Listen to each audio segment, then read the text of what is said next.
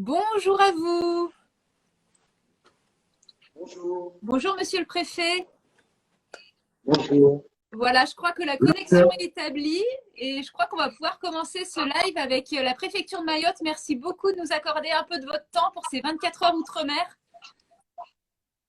Écoutez, merci à vous de nous avoir invités et bienvenue à Mayotte, Caribou, comme on dit chez nous.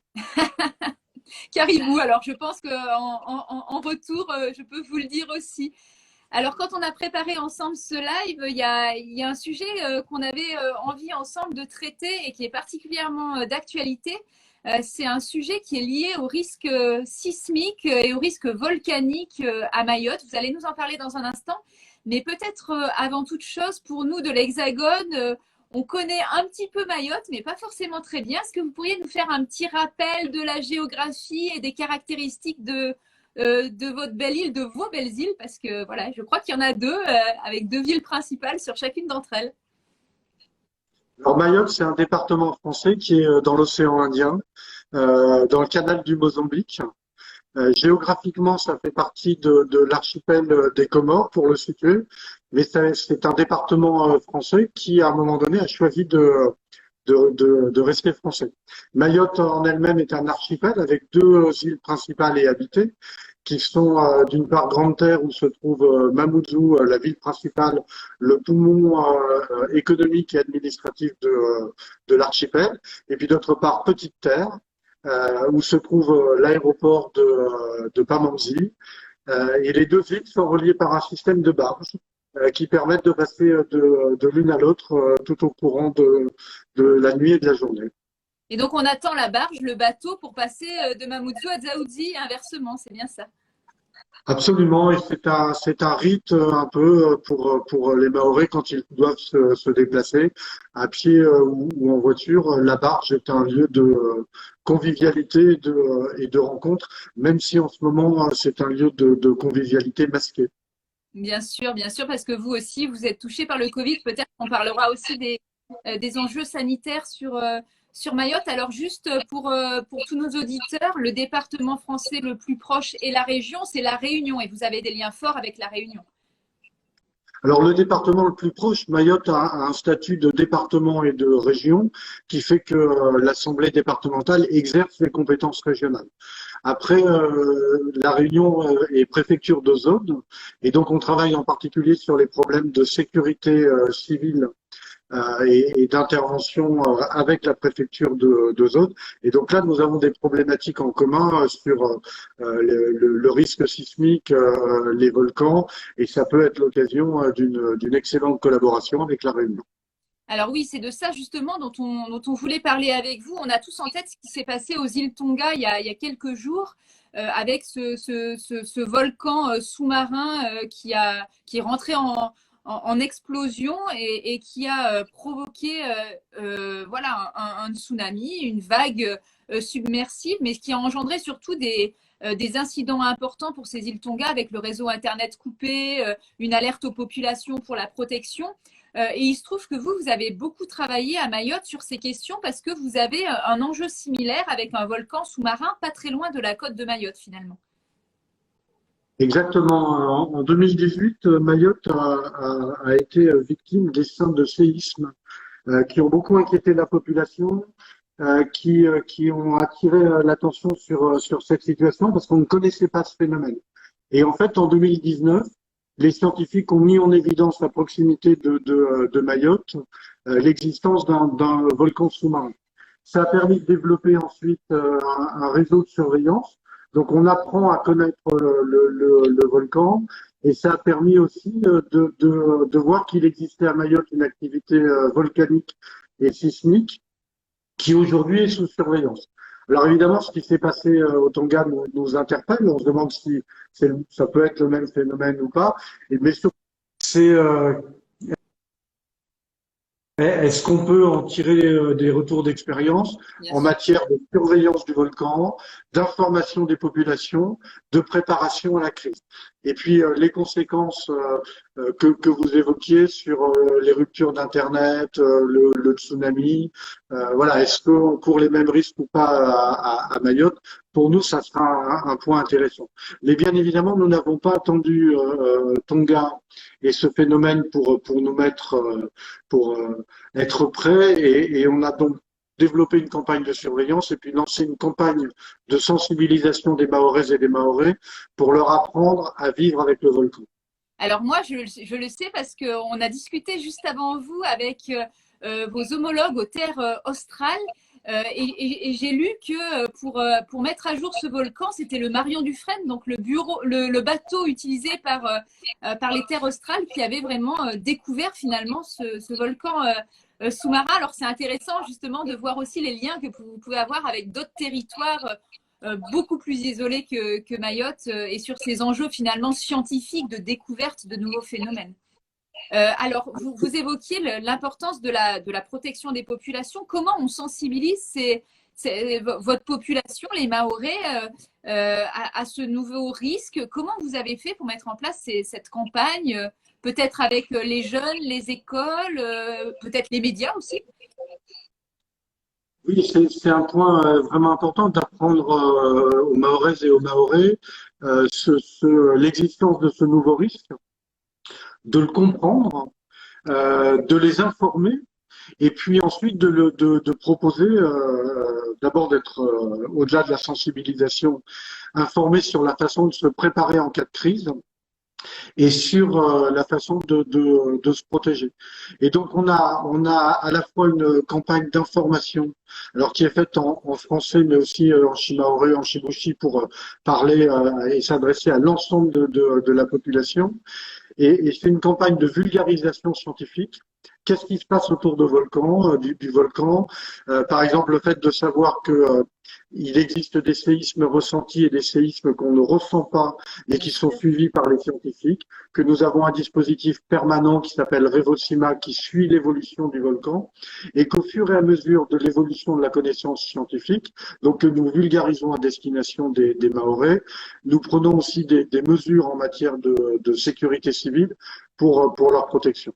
Et donc nous avons travaillé avec l'université de Montpellier pour mettre en place un programme que nous appelons EVACSU, qui nous a permis d'identifier à Mayotte des points hauts sur lesquels, en cas d'alerte tsunami, la population peut se réfugier et se mettre à l'abri. Alors c'est une tâche importante sur un petit territoire comme celui-là, mais on a identifié plus de 200 points hauts, cartographiés et qui permettront à la population de se mettre à l'abri. Et après, j'imagine, l'enjeu, c'est que chaque citoyen, chaque habitant à Mayotte doit connaître, selon où il se trouve dans l'île, quel est le point haut le plus proche et reconnaître aussi les signaux d'alerte. C'est quoi? C'est les sirènes qui émettent l'alerte en cas de risque de tsunami? Comment ça se passe pour l'alerte aux populations? Alors c'est exactement ça, c'est-à-dire que le premier point, c'est d'apprendre aux gens l'existence de ce dispositif et la capacité à moins de 10 minutes de chez soi de monter sur un point haut, de se mettre à l'abri et d'avoir cette organisation. Donc on a une campagne d'information qui est menée par des gens de la société civile, une chanteuse, le Grand Cadi, qui est venue parler de ce sujet-là, et puis des scientifiques qui expliquent le phénomène. Et ensuite, on a ouvert un site internet d'application très simple dans lequel vous pouvez en quelques clics déterminer quel est le point le haut le plus près de chez vous. Et donc cette campagne de communication a été lancée et elle est relayée par les médias et elle est relayée sur les médias sociaux de façon permanente. Et donc l'objectif, c'est de permettre à chacun de se doter de ces outils de connaissance. Au-delà de la connaissance immédiate des points hauts, ce que nous souhaitons, c'est que chacun ait connaissance de ce dispositif. Et puis effectivement, nous avons mis en place à Mayotte, à l'initiative de nos ministères, un réseau de sirènes d'alerte qui est capable d'informer et de donner l'alarme en cas de risque sismique. Voilà, évidemment, un des enjeux pour nous, c'est d'apprendre aux Mahorais le sens de cette alerte, pas seulement du fait que nous faisons un exercice tous les mercredis et que cet exercice permet de s'habituer et de connaître le son, mais aussi de savoir que si cette alarme retentit en dehors du mercredi à midi, c'est un risque sérieux. Il faut immédiatement se mettre à l'abri. Et voilà les enjeux pour nous. Et alors, un exercice tous les mercredis midi pour toute l'île? Ah oui, oui, on fait sonner toutes les sirènes de l'île, tout le premier mercredi de chaque mois, au moins dans un premier temps. Alors, c'est pas un exercice d'évacuation pour les populations, hein. C'est vraiment un exercice qui nous permet de savoir si la sirène est en état, si D'accord. elle est entendue et de quelle Si façon elle est comprise. et est-ce qu'elle est comprise. Et fragile, on a par exemple une sirène qui a été détruite dans un incendie.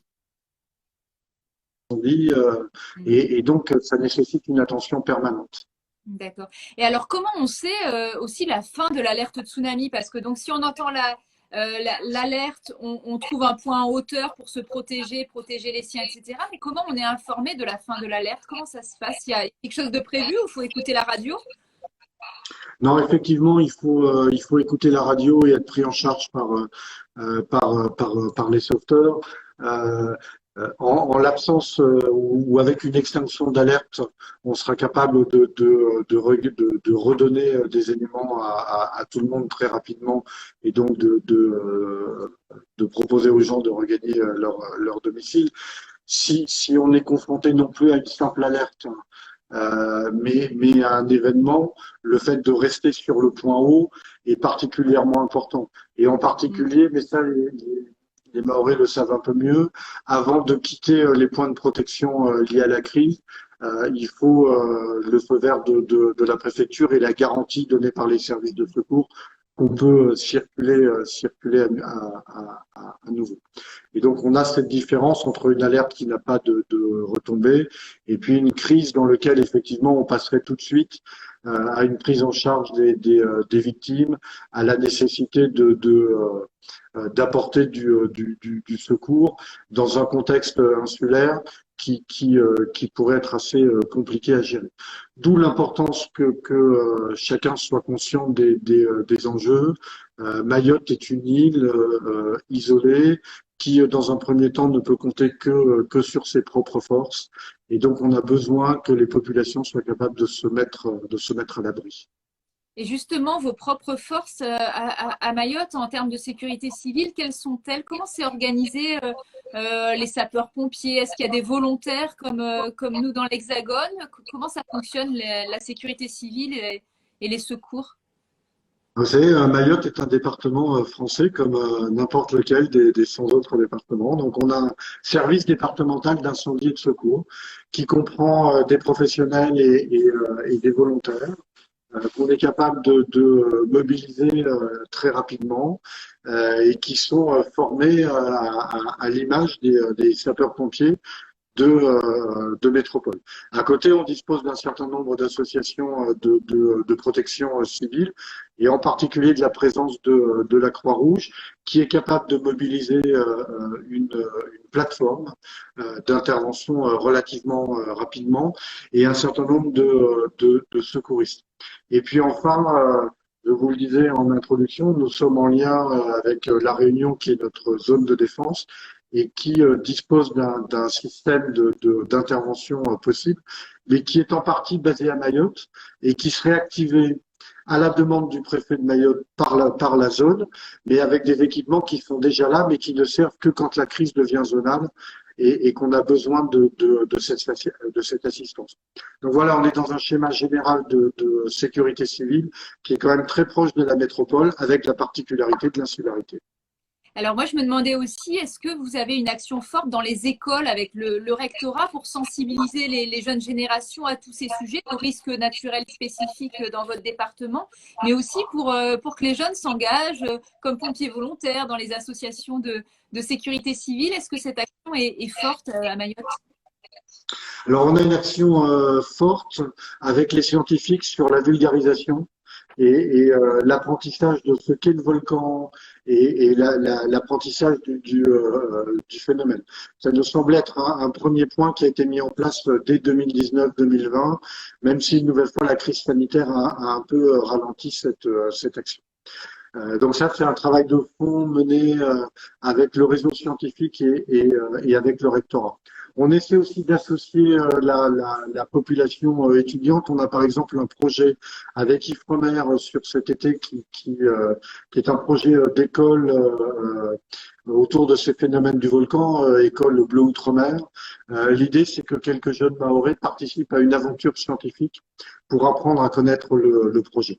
Et puis enfin, à Mayotte, nous avons développé beaucoup d'emplois aidés, qui sont une façon pour les jeunes de participer à l'élaboration, à la construction de ce département.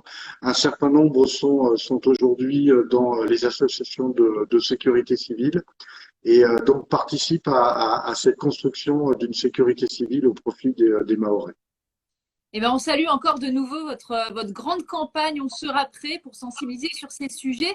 Et on salue aussi tous les influenceurs, toutes les personnes connues à Mayotte qui vous ont aidé, la chanteuse Zili, le basketteur Henri Ahmed Saïd Salim et bien d'autres. C'est vraiment un travail partenarial que vous avez réussi à mener pour faire participer plein d'acteurs bien connus. Écoutez, merci de les avoir tous cités et de les rappeler. Ils sont à nos côtés tous les jours.